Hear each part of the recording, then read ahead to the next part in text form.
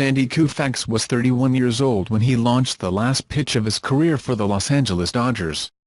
The pitcher who most often compares him to him is starting to face his own mortality in baseball a year younger. That's not to suggest that the biceps tendinitis that sent Clayton Kershaw onto the disabled list on Sunday could be a threat to his career. There is no indication of that, although an examination by Dodgers team Dr. Neal ElAttrache should provide a more conclusive determination of the seriousness of the condition. But the first major injury in the Kershaw career arm adds to the growing suspicion that, after 10 seasons of unprecedented excellence, the 3-time Cy Young Award winner is descending into the realm of mere mortals.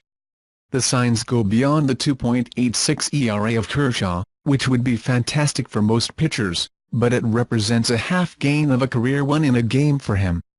Far more worrisome has been a downward trend in its fast 4-vein ball speed, from 94.3 mph in 2015 to 93.1 last season to 91.9 this year, accompanied by a diminishing command, which has made its skimmer less cash. There was also a 6-race walk against the Miami Marlins on April 25, and the increase in Kershaw's home run percentage, which has more than doubled from his career best of 0.6 for every 9 innings to 1.4 this season,